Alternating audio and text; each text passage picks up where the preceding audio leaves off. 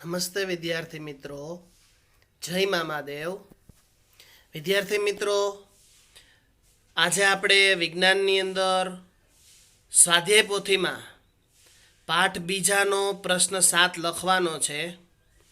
પરંતુ જે વિદ્યાર્થીઓએ હજી સુધી પુસ્તકોની ખરીદી નથી કરી તેને મારી નમ્ર વિનંતી છે કે વહેલામાં વહેલી તકે પુસ્તકોની ખરીદી કરી લે, જેથી કરીને આપણે કોર્સની અંદર પાછળ ન રહી જાય. જ્યારે શાળા ખુલશે ત્યારે શક્ય છે કે આ બધા જ પાઠ ફરીથી સ્વાધ્યાય પોથીમાં ન ઉતરાવી શકાય, આપણી પાસે એટલો સમય ન વધે. તો દરેકને મારી નમ્ર વિનંતી છે કે વહેલામાં વહેલી તકે પુસ્તકોની ખરીદી કરી લે, જેથી અભ્યાસમાં પાછળ ન રહી જવાય. વિદ્યાર્થી મિત્રો, આજે આપણે વિજ્ઞાનની અંદર પાઠ બીજો સૂક્ષ્મજીવો મિત્ર અને શત્રુનો સ્વાધ્યાય પોથીની અંદર પ્રશ્ન નંબર 7 ઉતારવા જઈ રહ્યા છીએ. પેજ નંબર 16 ઉપર આપણને આપેલો છે પ્રશ્ન નંબર 7. નીચેના પ્રશ્નોના 1-2 વાક્યમાં ઉત્તર આપો. પેલો પ્રશ્ન જોઈએ એમાં કે સૂક્ષ્મ જીવો એટલે શું? તો ચાલો મારી સાથે દરેકે સારા અક્ષરે લખવાનું છે. જે સજીવોને આપણે નરી આંખે જોઈ શકતા નથી. નરી આંખે એટલે કે દૂરબીન કે કોઈ યંત્ર કે સાધન વગર એમને સીધે સીધું, તેને સૂક્ષ્મ જીવો એટલું સિંગલ ઇન્વર્ટેડ કોમામાં એટલે કે એક અવતરણ ચિહ્નમાં લખવાનું છે.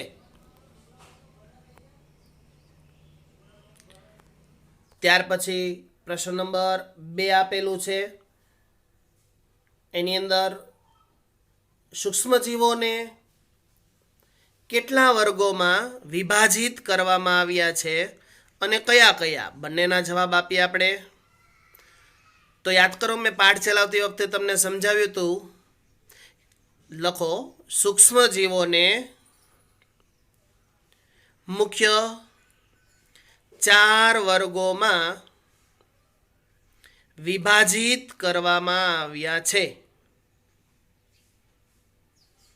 એમાં પહેલું એકડો કરીને બેક્ટેરિયા, જોડણી ખાસ સાચી લખજો.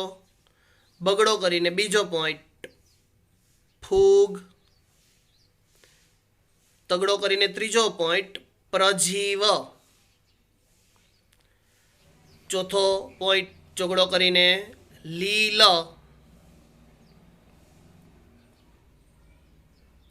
ત્યાર પછી પ્રશ્ન નંબર 3 જોઈએ. વાયરસ દ્વારા થતા રોગો જણાવો. તો એની અંદર લખો શરદી, મીંડાવાળો શ કરવાનો છે.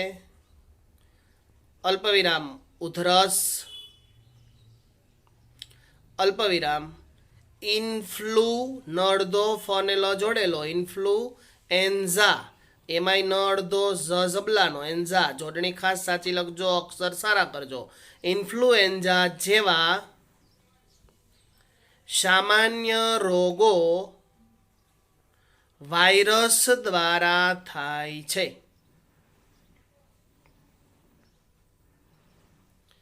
ત્યાર પછી પ્રશ્ન નંબર 4 જોઈએ.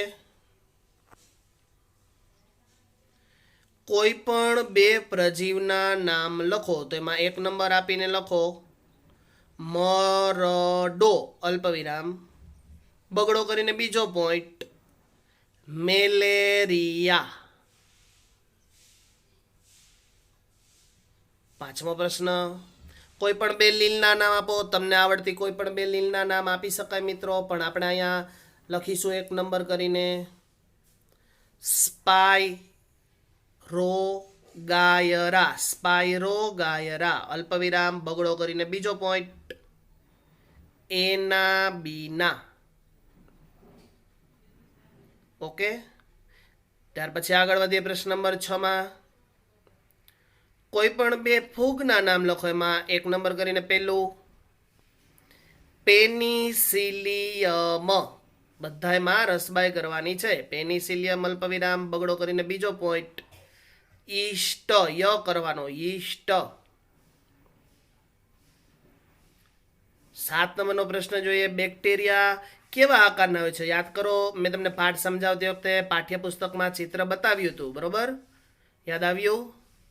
ઓકે, લખો એની અંદર બેક્ટેરિયા 1 નંબર કરીને કોની માથે મીંડું, કુંતલાકાર, કુંતલાકાર બેક્ટેરિયા. અને બગડો કરીને બીજું દંડાણુ, દની માથે મીંડું કરવાનું, દંડાણુ આકાર બેક્ટેરિયા. એમ 2 આકારના હોય છે.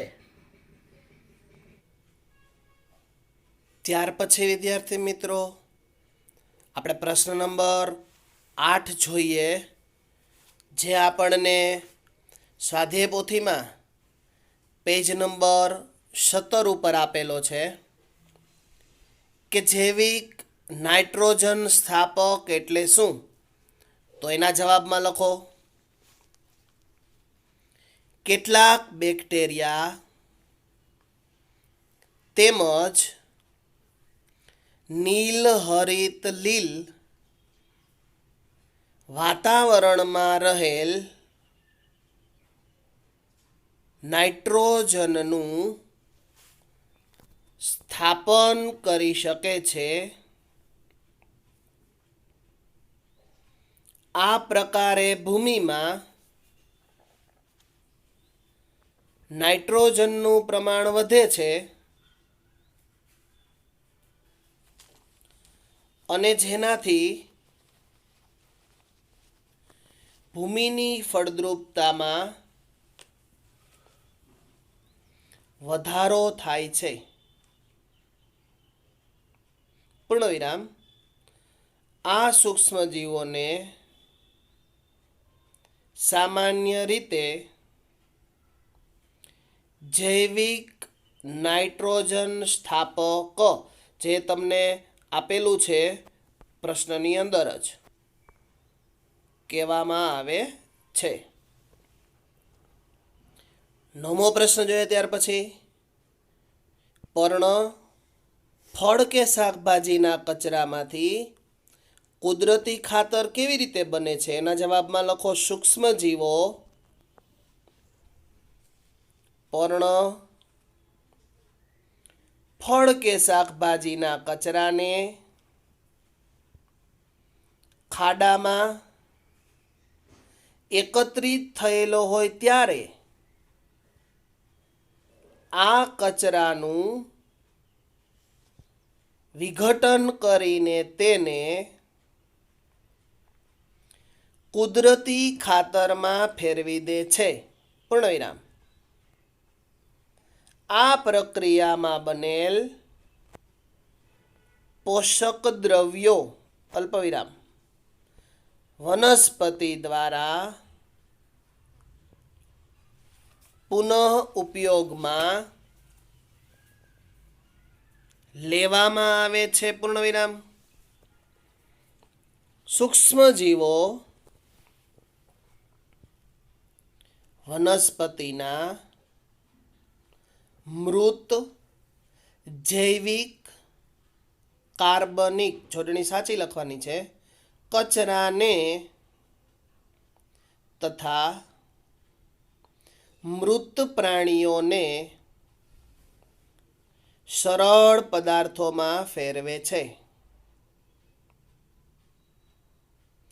10 નંબરનો પ્રશ્ન. કયા કચરાનું જમીનમાંના સૂક્ષ્મજીવો વડે વિઘટન થતું નથી? એના જવાબમાં લખો, પોલિથીનની થેલી અલ્પવિરામ, કાચની ખાલી બોટલો તથા પ્લાસ્ટિકના તૂટેલા રમકડા વગેરે જેવી વસ્તુઓનું, પછી પ્રશ્ન પૂરો કરવાનો, સૂક્ષ્મજીવો વડે વિઘટન થતું નથી. 11મો પ્રશ્ન જોઈએ. રોગકારક સૂક્ષ્મજીવો એટલે શું? એના જવાબમાં લખો સૂક્ષ્મજીવો અનેક રીતે હાનિકારક હોય છે. અલ્પવિરામ કેટલાક સૂક્ષ્મજીવો મનુષ્ય, પ્રાણીઓ તેમજ વનસ્પતિઓમાં રોગો ઉત્પન્ન કરે છે. પૂર્ણવિરામ રોગ ઉત્પન્ન કરતા આવા સૂક્ષ્મજીવોને, પછી પ્રશ્ન પૂરો કરવાનો, રોગકારક સૂક્ષ્મજીવો કહે છે. 12મો પ્રશ્ન, હવા દ્વારા ફેલાતા રોગોના નામ આપો. એની અંદર લખો ટ્યુબરક્યુલોસિસ. ટ્યુબરક્યુલોસિસ કૌંસમાં ઇંગ્લિશમાં કેપિટલમાં લખવાનું ટીબી કૌંસ પૂરો. ક્ષય કહીએ ને આપણે જેને, એ અલ્પવિરામ ઓરી અલ્પવિરામ અછબડા અલ્પવિરામ પોલિયો હવા દ્વારા ફેલાય છે. 13 નંબરનો પ્રશ્ન જોઈએ. ટ્યુબરક્યુલોસિસ રોગથી બચવાના ઉપાયો જણાવો. એમાં એકડો કરીને પહેલો ઉપાય, દર્દીને સંપૂર્ણ રીતે અન્ય વ્યક્તિઓથી અલગ રાખો. બગડો કરીને બીજો પોઈન્ટ, દર્દીની વ્યક્તિગત વસ્તુઓ અન્યથી અલગ રાખો. અને નવી લીટીમાં ત્રીજો પોઈન્ટ, યોગ્ય ઉંમરે રસી મુકાવો. 14મો પ્રશ્ન જોઈએ.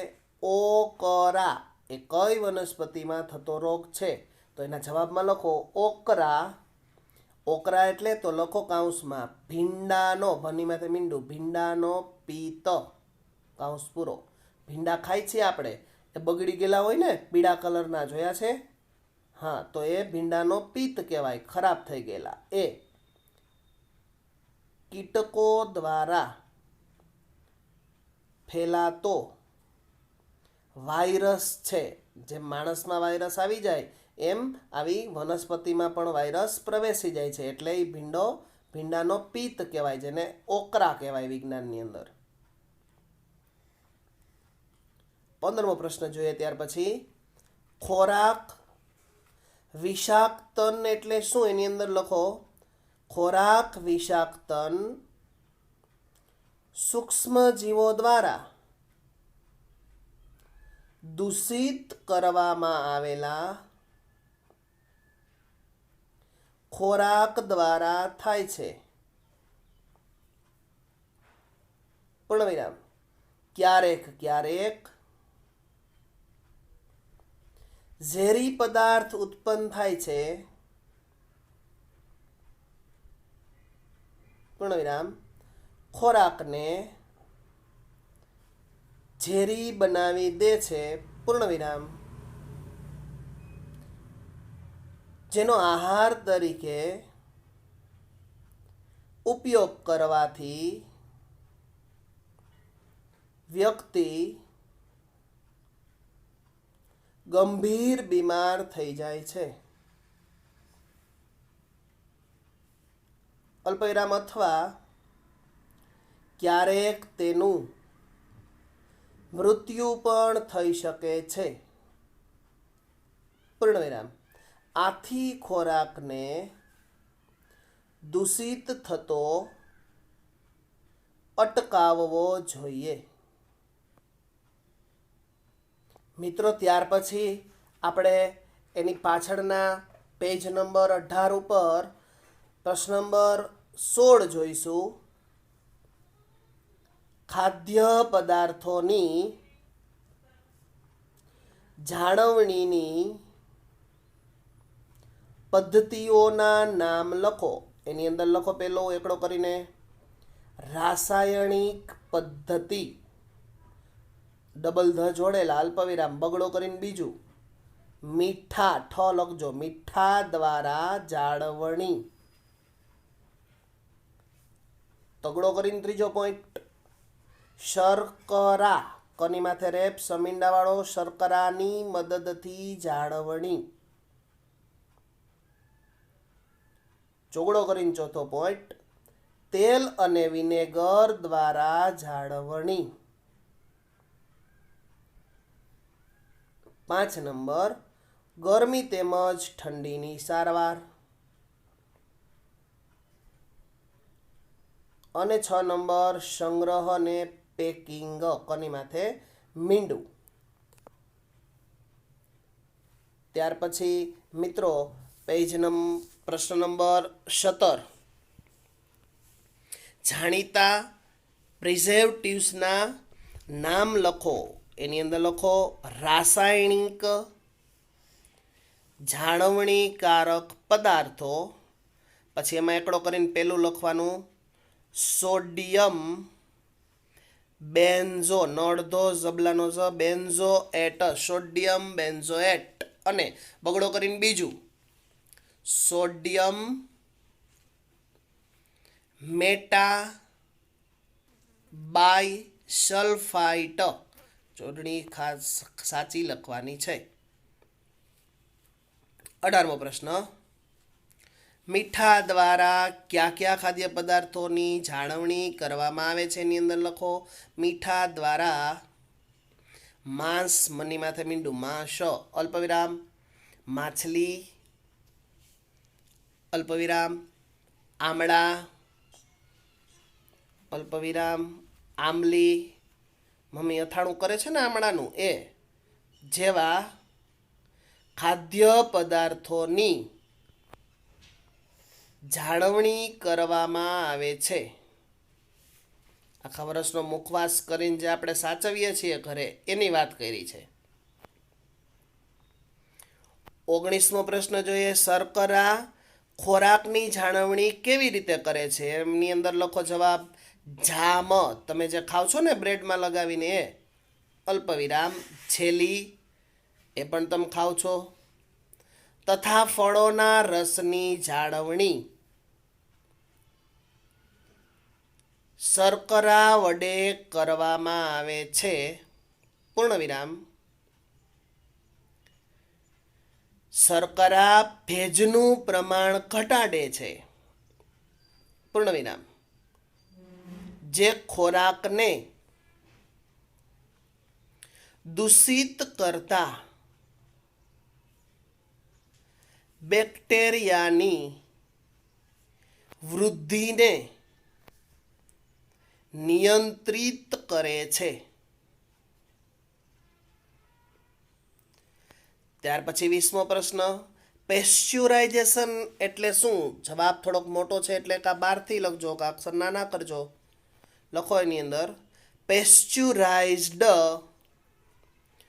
દૂધને ઉકાળ્યા વગર વાપરવામાં આવે છે, કારણ કે તે સૂક્ષ્મજીવો રહિત હોય છે. આપણા ઘરે આવે છે ને અમૂલનું દૂધ કોથળીમાં, એ તેના માટે દૂધને 70°C, અંશનું મીંડું કરવાનું, સેલ્સિયસનો સી કરવાનો, તાપમાને 15 થી 30 સેકન્ડ માટે ગરમ કરવામાં આવે છે. પૂર્ણવિરામ, અને પછી તરત ઠંડુ, ઠંડી માથે મીંડું, ઠંડુ કરીને તેનો સંગ્રહ કરી દે છે. પૂર્ણવિરામ, આવું કરવાથી સૂક્ષ્મજીવોની વૃદ્ધિ અટકી જાય છે પૂર્ણ વિરામ તેને પછી પ્રશ્નમાંથી જોઈને લખવાનું પેસ્ચ્યુરાઇઝેશન એટલું સિંગલ યુનિટેડ કોમામાં લખવાનું કહે છે. 21મો પ્રશ્ન, રાઇઝોબિયમ બેક્ટેરિયા ક્યાં વસવાટ કરે છે? તો એની અંદર લખો રાઇઝોબિયમ નામના બેક્ટેરિયા કે સિમ્બી મીંડાવાળો સ મળદો કુળની વનસ્પતિની મૂળ ગંડિકાઓમાં વસવાટ કરે છે. ત્યાર પછી પ્રશ્ન નંબર 22, વાતાવરણીય નાઇટ્રોજનનું ભૂમિમાં સ્થાપન કરતા સૂક્ષ્મજીવોના નામ જણાવો. ઉપરનો 21મા પ્રશ્નનો જવાબ આખે આખો એમને લખવાનો છે. પહેલાં ઉપરથી જોઈને જ લખી લ્યો. રાઇઝોબિયમ નામના બેક્ટેરિયા કેસિમ્બી કુળની વનસ્પતિની મૂળ ગંડિકાઓમાં વસવાટ કરે છે. પછી અલ્પવિરામ તે પછી પ્રશ્નમાંથી લખવાનું છે વાતાવરણીય નાઇટ્રોજનનું ભૂમિમાં સ્થાપન કરે છે. ત્યાર પછી 8મો પ્રશ્ન, તફાવતના 2 મુદ્દા આપવાના છે. એમાં પહેલો તફાવત ઉપયોગી સૂક્ષ્મજીવો અને હાનિકારક એટલે કે રોગકારક સૂક્ષ્મજીવો. એની અંદર લખો ઉપયોગી સૂક્ષ્મજીવોમાં પહેલો મુદ્દો લેક્ટોબેસિલસ બેક્ટેરિયા દૂધનું દહીંમાં રૂપાંતર કરે છે. દૂધમાંથી દહીં બનાવે છે ને એ બેક્ટેરિયા હોય છે. જ્યારે સામે પહેલો મુદ્દો ફૂગ લાગવાથી કપડાં અલ્પવિરામ લાકડું અને ચામડાની વસ્તુઓ ખરાબ થાય છે. ઉપયોગીમાં બીજો મુદ્દો ઈડલી અલ્પવિરામ ઢોસા અલ્પવિરામ ખમણ ઢોકળા ખાવ છો ને તમે બધાય એ બનાવવા ઈસ્ટનો ય લખવાનો ઈસ્ટનો ઉપયોગ થાય છે. જ્યારે સામેની બાજુ બીજો મુદ્દો બેક્ટેરિયા અને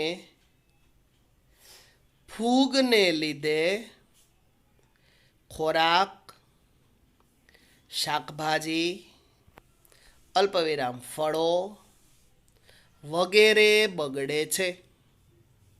ત્યાર પછી પેજ નંબર 19 ઉપર સામેના પેજ ઉપર બીજો તફાવત લીલ અને ફૂગ. એમાં લીલમાં પહેલો મુદ્દો લખો કે તે સ્વાવલંબી છે. જ્યારે સામેની સાઈડ ફૂગમાં પહેલો મુદ્દો તે પરાવલંબી છે.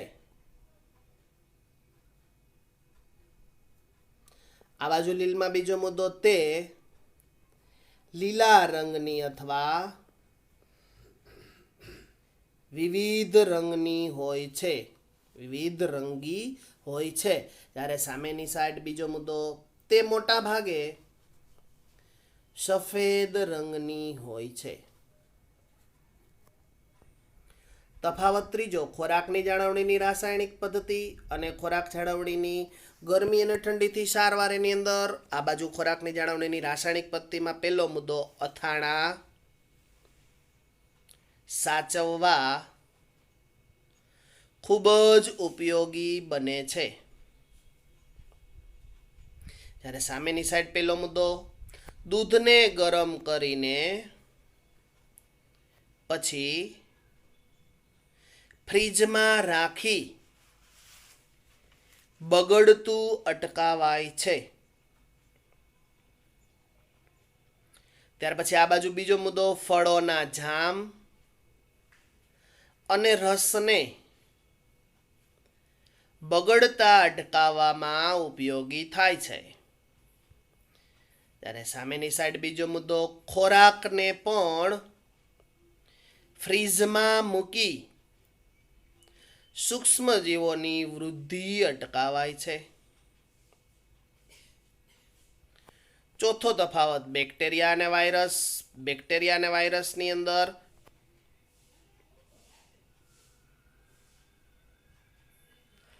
ચોથો તફાવત બેક્ટેરિયા અને વાયરસ. તો બેક્ટેરિયાની અંદર પહેલો મુદ્દો, તે કોષીય શરીર રચના ધરાવે છે, જ્યારે સામેની સાઈડ તે કોષીય શરીર રચના ધરાવતા નથી. આ બાજુ બેક્ટેરિયામાં બીજો મુદ્દો, તે મનુષ્ય માટે ફાયદાકારક તેમજ હાનિકારક છે,